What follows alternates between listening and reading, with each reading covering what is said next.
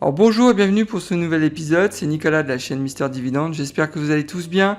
Aujourd'hui je vous propose donc une analyse sur Kraft Heinz, donc une nouvelle organisation a été mise en place, mais le dividende reste quand même incertain.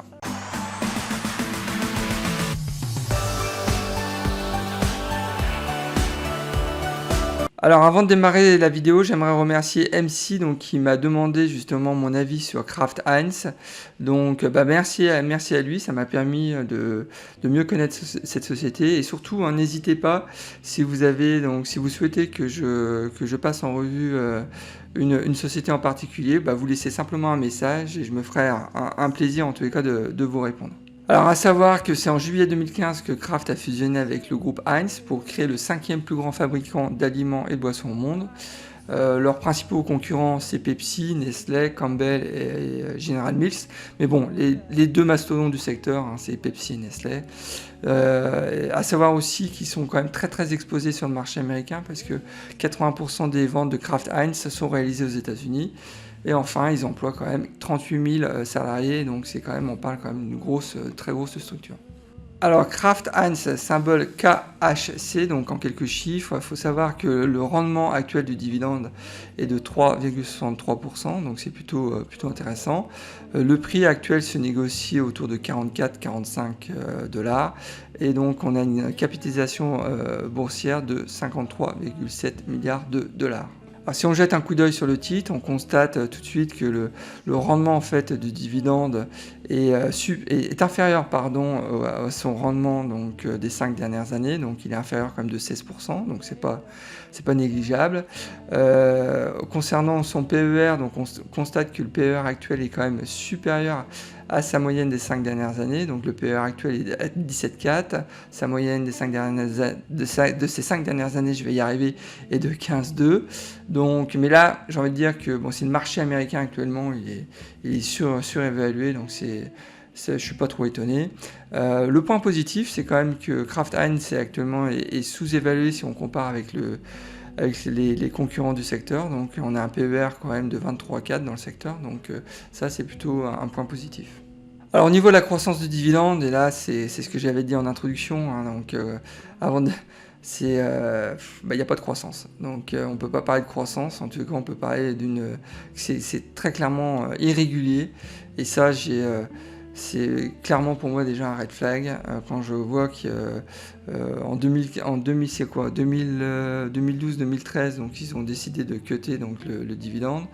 Ensuite donc ils ont réaugmenté le dividende pour ensuite de nouveau le baisser en 2018-2019. Donc non, c'est très clairement c'est pas acceptable, et même avant la fusion, regardez donc il y avait aussi une diminution du dividende donc entre 2002 et 2004. Donc non, donc là pour moi il y a très clairement, je me répète, il y a un red flag. On voit que sur les 20 dernières années, donc le dividende il a progressé uniquement de 1%. Si on prend les 5 dernières années, il a même été réduit de 1%. Donc là, très clairement, il y a un problème. Alors au niveau du coupon du dividende, c'était une distribution donc trimestrielle en mois 3, donc en mars, juin, septembre et décembre. Le coupon annuel est donc de 1,60 $ par titre. Et donc si vous souhaitez bénéficier de du prochain dividende, donc il faudra être actionnaire, donc acheter au moins une action avant le 27 mai pour une distribution du dividende prévue le 25 juin. Alors si on fait une projection du revenu passif avec un investissement de départ donc de 1 000 $ donc, dans la société Kraft Heinz, on sait que la première année donc, cet investissement va générer donc 36 $ de revenus passifs, donc de dividendes annuels. Donc là tout va bien. En 2031, on va passer donc à un revenu passif, donc un dividende annuel de uniquement 49 $, et en 2041 de 66 $. Donc on va passer donc en 20 ans sur base donc, de l'historique, et c'est là que c'est important aussi de voir ce qui se passe, mais sur base de l'historique de la croissance du dividende, on constate que finalement, il n'y a pas de croissance. Donc la croissance sera liée juste au réinvestissement de vos dividendes dans des nouvelles actions en fait Kraft Heinz. Donc, mais sinon il n'y a pas de croissance de dividendes. Donc on va passer en fait d'un dividende de 36 $ annuel à donc un dividende annuel en 2041 à 66 $. Donc là inutile de vous dire Donc je vous confirme, donc il y a un vrai red flag pour moi, sachant que il n'y a aucune croissance de dividendes pour le moment, donc le track record il est vraiment mauvais. Donc et vous commencez à avoir l'habitude de mes projections sur 20 ans, donc avec un investissement de départ de 1000 euros. D'une manière générale, on a quand même l'habitude de voir des revenus qui augmentent autour de 150, 200 $, donc c'est le minimum légal sur 20 ans. Mais là, bon, ça augmente de 30, une trentaine de $, donc c'est clairement éliminatoire pour moi. Alors si on jette un coup d'œil sur le chiffre d'affaires, on constate que depuis 5 ans, depuis la fusion, le chiffre d'affaires en fait n'a pas beaucoup évolué. Le volume d'affaires il est autour de 26 milliards de dollars. On voit la hausse importante du chiffre d'affaires donc entre 2015 et 2016 suite à la fusion. Mais bon voilà, depuis 5-6 ans ça végète un peu et c'est aussi la raison pour laquelle il y a eu un nouveau CEO qui est arrivé, qui a restructuré, je vais en parler dans le prochain slide, qui a restructuré en fait l'organisation pour justement gagner en efficacité. Le point positif, c'est que la dette sur capital est quand même très bien maîtrisée. Donc pour un groupe industriel qui en plus sont propriétaires de leurs usines, donc ça c'est vraiment un point qui est important et qui est positif. Alors si je devais noter quelques points forts, le premier point fort, c'est justement, j'en parlais précédemment, c'est le nouveau CEO donc a réorganisé en fait la société, enfin le groupe autour de 6 pôles qui théoriquement devrait donc être la société devrait être maintenant mieux adaptée en fait pour faire face aux nouvelles tendances marché. Et on le voit en fait quand vous avez des gros groupes industriels qui sont pas structurés par rapport donc aux tendances marché, on voit que le groupe commence à perdre des parts de marché, le chiffre d'affaires n'évolue pas beaucoup, et donc c'est la raison par laquelle maintenant les groupes en fait se divisent ou en pôles ou en divisions pour justement répondre parfaitement aux attentes, aux demandes du marché. Et ça c'est vraiment un point qui est très positif, parce que si vous êtes un investisseur non pas qui cherche le rendement comme moi, mais un investisseur qui cherche une croissance dans la société, ça peut être un point positif, parce que j'ai bon espoir que le chiffre d'affaires justement de la société va évoluer positivement dans les prochaines années grâce à cette nouvelle organisation. Donc le deuxième point qui est positif, c'est qu'ils ont en fait depuis 2-3 ans concentré en fait leurs actifs de production, donc leurs usines, sur en fait les produits stars. Et ça a été un pari gagnant donc suite au Covid, parce qu'on a quand même noté, si vous êtes dans l'industrie en tous les cas, qu'il y a eu énormément de ruptures produits, donc c'est toujours d'actualité, il y a énormément de ruptures produits dans le monde industriel. Mais eux en fait ils ont limité la casse, parce qu'en fait ils maîtrisaient en fait leur outil de production, donc de la phase donc de fabrication jusqu'à la phase de distribution, donc ils ont tout maîtrisé de A à Z, et ça a été un très bon point positif en fait pour traverser la crise. Le troisième point positif, je veux dire, c'est ils ont dans leur portefeuille de marques des marques qui sont très très fortes, comme Philadelphie, je ne sais pas si vous connaissez, c'est le fromage qui est un peu le concurrent de Saint-Moret, et aussi donc le ketchup Heinz, donc qui est une marque, un produit icône, donc vraiment ils peuvent, je pense, s'appuyer sur ces produits justement qui ont une histoire pour justement développer leur vente et gagner en part de marché. Alors en analysant Kraft Heinz, j'ai quand même noté beaucoup de points de vigilance. Donc le premier point de vigilance, c'est le risque d'inflation sur le secteur industriel suite au Covid. C'est même plus un risque, c'est réel. On constate quand même depuis le Covid qu'il y a une augmentation des matières premières qui est générale.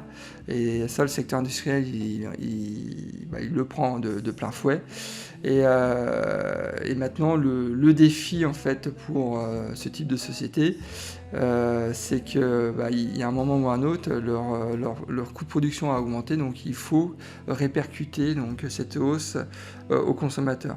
Mais on sait tous qu'il y a peu de chances de récupérer répercuter, c'est ce que je mets là, à 100% la hausse aux consommateurs. Ça veut dire qu'il y a un moment, il y a un risque aussi